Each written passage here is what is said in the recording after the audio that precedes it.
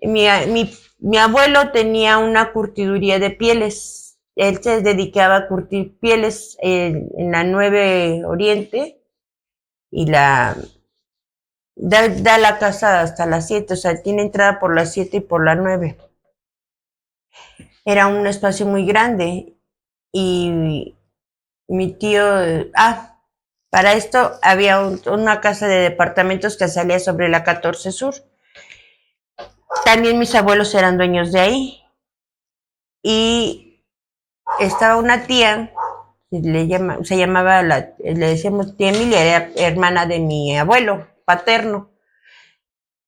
Y decía que las muchachas las hijas, las nietas o las sobrinas no podían salir a lavar trastes después de las 6 de la tarde.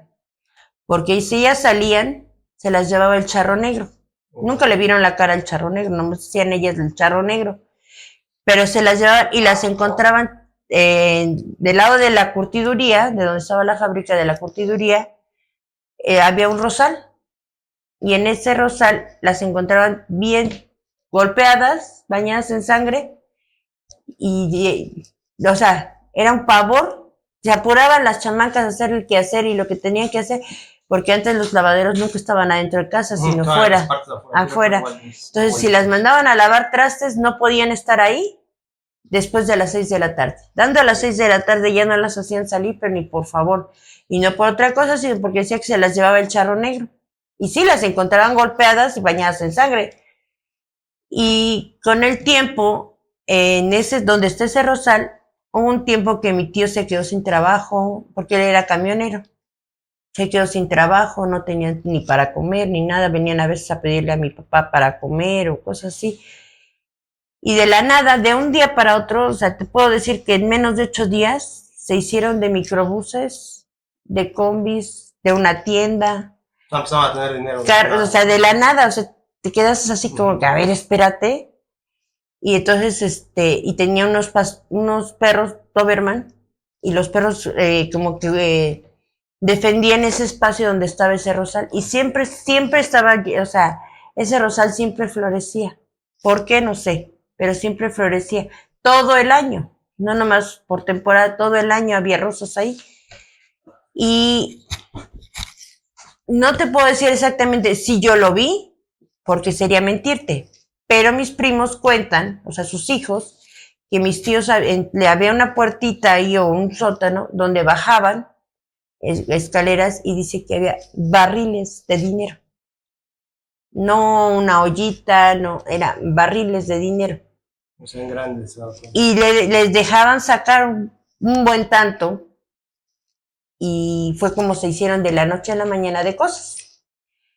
Pero ya las últimas veces le dijo, o la última vez que mi tío entró, mi tío y mi tía, porque eran los que entraban, le dijeron que sí le iba a seguir dando chance de sacar y que sacaran todo, pero le pedían la vida de su hijo más chico.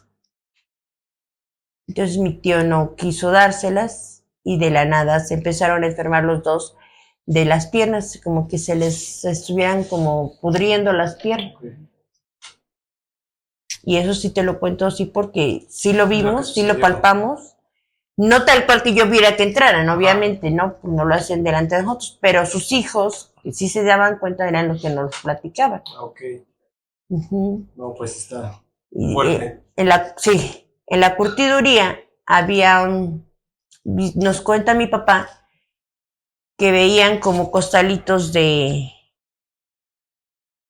así costalitos que iban flotando, sí, pero que alrededor les brillaba como doradito. Como si fuera oro. Como si fuera oro. Pero todo alrededor, y andaban por todo el techo de la curtiduría. Y si los querían corretear, esos costalitos brincaban, o sea, se movían. Y les llamaba la atención porque ellos eran chamacos. Pero a la larga, quien pidió el dinero fue el hermano de mi abuelo. Okay. Al cambio de eso, pues se fue la vida de mi tío, el hermano de mi papá. Tenía 8 años el que para que pudiera obtener también ese dinero. O sea, tenía 8 años cuando... Mi tío. Cuando murió.